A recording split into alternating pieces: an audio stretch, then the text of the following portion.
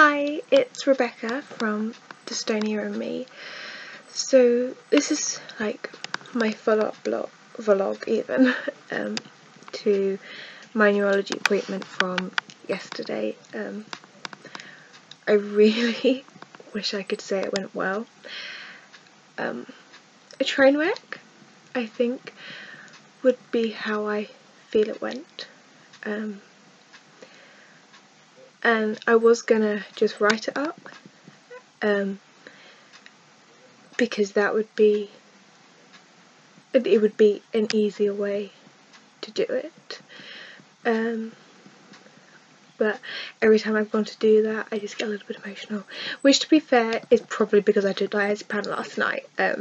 My body wasn't doing very well. I think it was because it was a long day, going to London and back. It was having some injections in the train ride to and from. My body never responds well, and I often end up taking diazepam, which I don't know if anyone else, but I'm presuming there will be other people out there who have a similar reaction.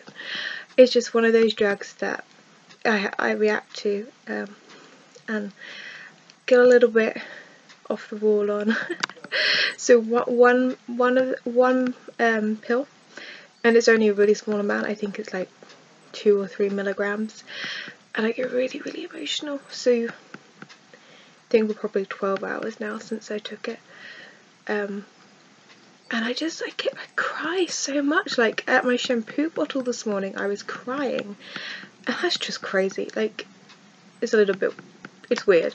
Like, and I'm calmer now. Like zen. This is me zen. But it's stupid. It's really silly, and like the rational part of me knows that it's silly, and then there's the medication effect inside of me that's just kind of like, everything's so awful. Like, yeah, and now I'm wanting to cry again. It's ridiculous.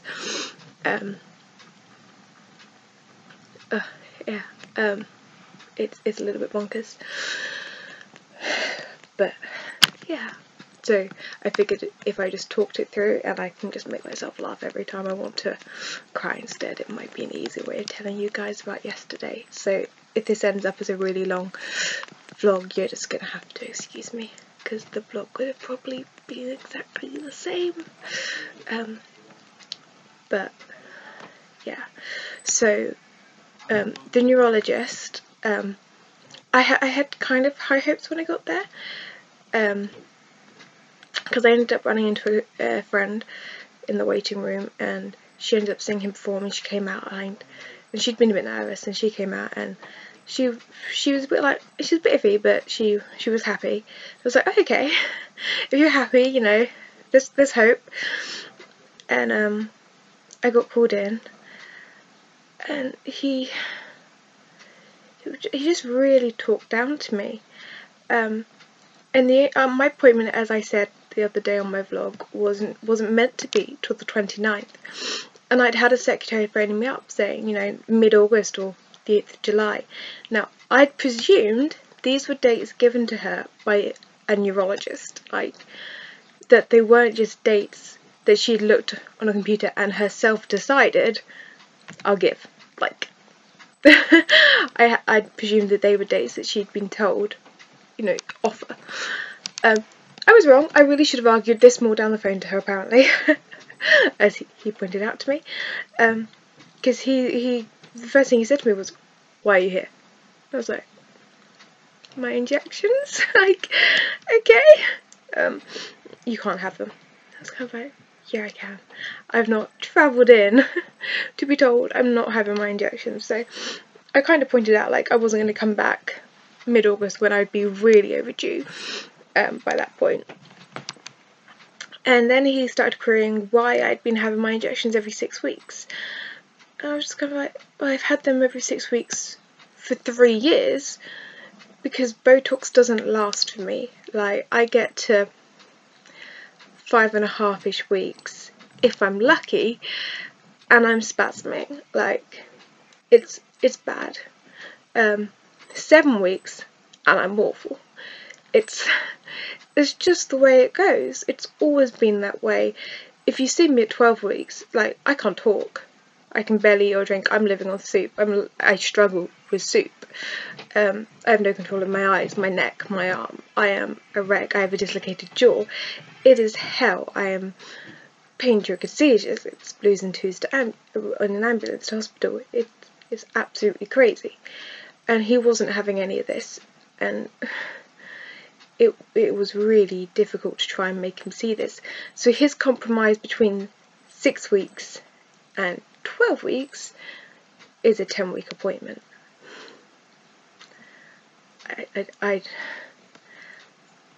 This isn't a compromise. Like, that's still gonna be blues and twos to hospital. Right, 8.5. That's still possibly gonna be seizures, but more in the middle. And he didn't do all my injections whilst I was there. He didn't do any in my eyes. He did one side of my neck. He did spots in my shoulder that I've never had injected before, and the bits that he did in my neck, in my jaw and in my shoulder, he did a reduced amount. I don't think he even did half the amount of Botox I would normally have. So you can imagine how nervous, shall we say, I am about that. It's nervous is putting it politely. I'm freaking out. I'm really majorly freaking out. I don't know what state my body's going to be like. He's given me an appointment in, I want to say it's 5 weeks' time, to make up for the injections that he hasn't done now. I don't see the logic. I can't. Like, he was saying, I'm not going to do your injections every 6 weeks, but because you've come early, I'll do bits, and then we'll go, and then I'll see you in 5 weeks and do more little bits, and then we'll go to 10 weeks.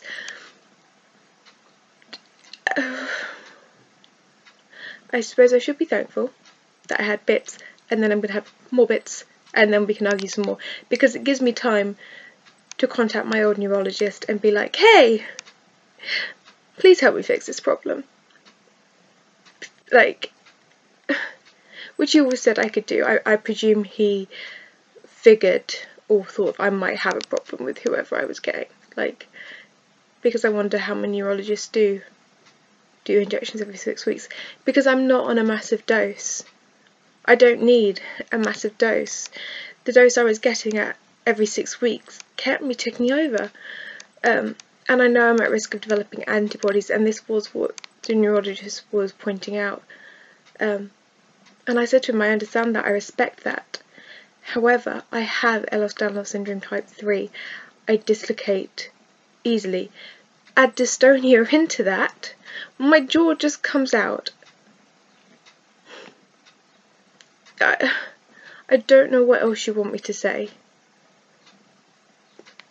I can't, you know, magically click my fingers and give somebody else my condition for an hour so that they can experience the complete and utter agony of having spasms in your jaw whilst your jaw is dislocated, and throw in some seizures on top of that. I can't make somebody else experience that so that they can then go, oh, okay, yeah, you know what, that's pretty crap, I'll give you your injections. You know, because my neurologist was the only person who's ever seen me like in that state, and realised just how hellish that was, and went, you know what, don't worry, it's okay, I'll give you these injections. And for the last 3 years we've actually finally managed to get a routine that works. And to have somebody say, I'm going to throw everything up in the air just when you're about to leave and go to university, and I'm not going to care. I'm not going to listen to your questions, and I'm not going to bat an eyelid. because he doesn't have to worry about it, does he? He doesn't have to live with it. He doesn't have to.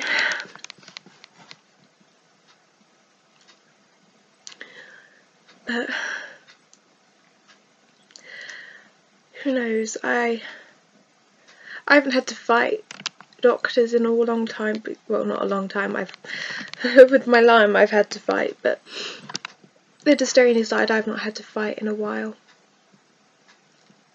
But I got pretty good at that.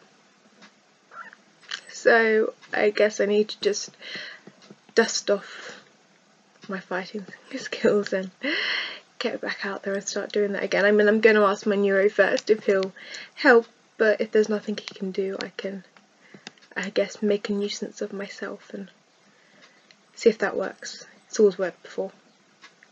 I'm sure I can make it work again. I don't like being a nuisance. I don't like, you know, making a palaver, because there are people a hell of a lot worse than me out there who need a lot more help than me. But my pain triggered seizures are a nuisance. I feel bad that I do need to be blued and tubed eventually to the hospital, and I do need to take out that bed while I'm unconscious seizing for hours on end. But then once I come round, I feel like I'm a waste of that bed, that somebody out there who, you know, needs it in a life and death situation, and I'm taking it out while papers are being drawn up for me to be discharged. You know, if I just had my injections regularly, I wouldn't be in that situation, and somebody who needs it could have it. It's one of those. It could all be prevented if people listened. But I'm panicking. I'm panicking in advance. I'm not even in the hospital yet, so I need to chill. But I'll keep you all updated. I'm going to go and distract myself, as people keep telling me to do. I'm sure we'll get there one way or another.